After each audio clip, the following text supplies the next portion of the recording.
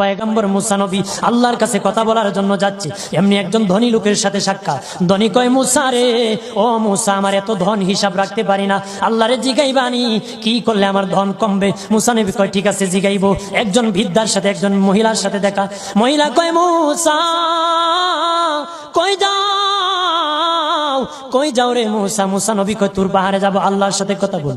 মুসা রে, আল্লাহরে জিগাইবানি, আমি গরিব মানুষ, আমি ভালো কিছু কিনতে পারি না, ছেলে মেয়েকে ভালো কিছু খাওয়াইতে পারি না, ভাঙ্গা গো এত গরিব, ভালো করে ঘর বানাইতে পারি না, আল্লাহরে জিগাইবানি কি করলে আমার উন্নতি হবে, ধনী হব, টাকা পয়সা হবে, আল্লাহরে জিগাইবানি। আল্লাহ মুসা নবী কয়, ঠিক আছে, আল্লাহরে জিগাইব, তুমি কেমনে ধনী হইবা?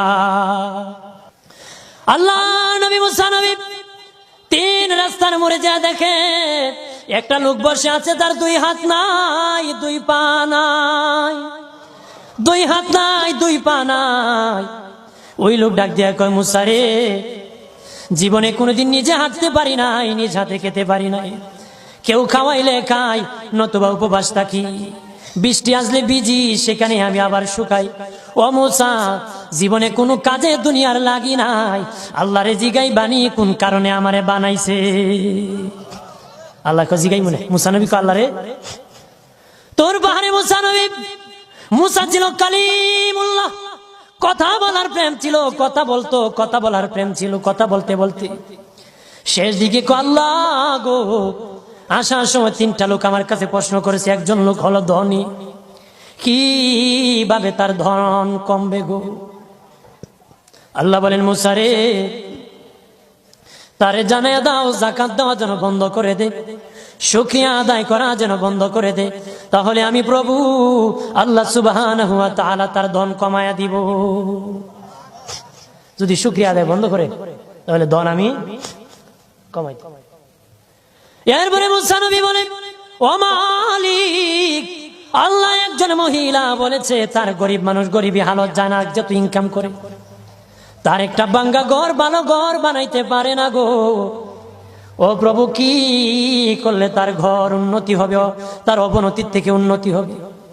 আল্লাহ বলেন, মুসা রে, মহিলারে জানাইয়া দিও, তারে আমি যা দিয়েছি তার উপর যেন সে শুকরিয়া আদায় করে। মুসা নবী বলে, মালিক, তিন রাস্তার মোড়ে গো আল্লাহ, একটা লোক তুমিও দেখতেছো যার হাত নাই, পা নাই। কত মানুষ হাত নাই গো, কত মানুষের পা নাই রে। আল্লাহ কত সুন্দর হাত পা দিয়েছে, কত সুন্দর জবান দিছে, শ্বাস দিতেছে আর নিতেছে। আইসি লাইফ সাপোর্টে যদি একদিন তাকে 50-60 হাজার টাকা লাগে রে। 80 বছর, 100 বছর, 40 বছর, 25 বছর আল্লাহ হায়াত দিল রে। বলো রে শাস্তাগঞ্জের সুন্নি জনতা, আল্লাহরে জীবনে কয় টাকা তোমরা দিছো? কয় টাকা আল্লাহরে দিছো? এদের শ্বাস দিল, অক্সিজেন দিল আর নিল। অক্সিজেন যদি বন্ধ হয়ে যায়, প্রাণ বাঁচবে না রে। শ্বাস যদি নিতেও না পারো, জীবন শেষ, ছাড়তেও না পারো, জীবন শেষ। অক্সিজেন আল্লাহ দিল, বিনা টাকায় দিল, বিনা পয়সায় দিল, আল্লাহর শুকরিয়া আদায় করতে হবে।